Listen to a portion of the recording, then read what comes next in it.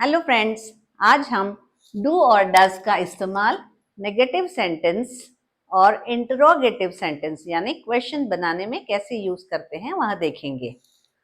चलिए, पहला सेंटेंस है आई टीच इंग्लिश। यह सेंटेंस पॉजिटिव सेंटेंस है क्योंकि इसमें नो नॉट नहीं है। दैट्स वाई इसे पॉजिटिव या अफर्मेटिव कहा जाता है। अब इसे हमें अगर नेगेटिव बनाना है तो we use I do not teach English. So I have used, मैंने यहाँ पे डू का इस्तेमाल किया है। और इसे ही अगर हमें प्रश्न बनाना है तो हम डू को बाहर निकालेंगे और डू आई टीच इंग्लिश, क्या मैं इंग्लिश पढ़ाती हूँ।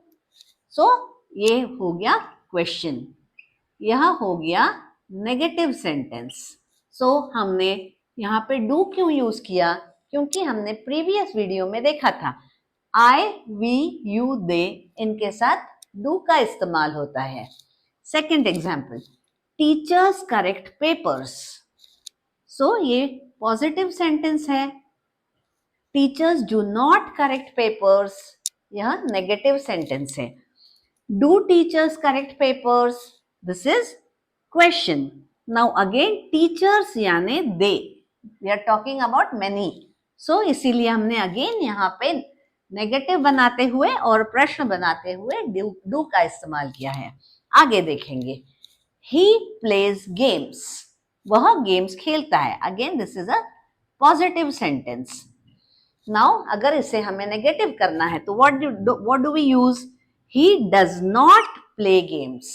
अब हमने यहाँ पे डज क्यों यूज किया? क्योंकि ही, शी, इट या किसी का नाम होगा तो हम डज यूज करते हैं। Hence he does not play games, यह हो गया negative sentence. And does he play games, क्या वह गेम्स खेलता है? This is question. Now again she sings a song, यहाँ पे वर्ब के साथ एस है। इसीलिए हमने यहाँ पे नेगेटिव करते समय डज का इस्तेमाल किया है। She does not sing a song and question बनाते हुए we have used does she sing a song, क्या वह गाना गाती है? नाउ हमें यहाँ पे एक चीज ध्यान में रखनी है, फर्स्ट सेंटेंस में वर्ब के साथ एस नहीं है। यहाँ पे हमने डू यूज किया और टीच का सेम V1 फॉर्म ही यूज किया है। परंतु जब हम यहाँ पे सेकंड सेंटेंस में, इस सेंटेंस में ही प्लेज गेम्स में वर्ब के साथ एस का इस्तेमाल किया है तो हमने यहाँ पे नेगेटिव करते हुए डज का इस्तेमाल किया, किंतु प्ले के साथ हमने एस नहीं यूज किया है।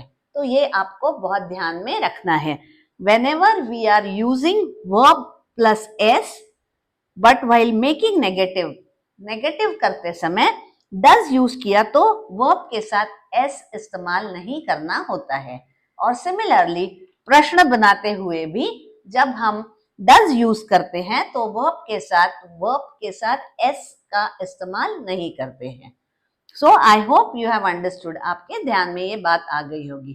Thank you.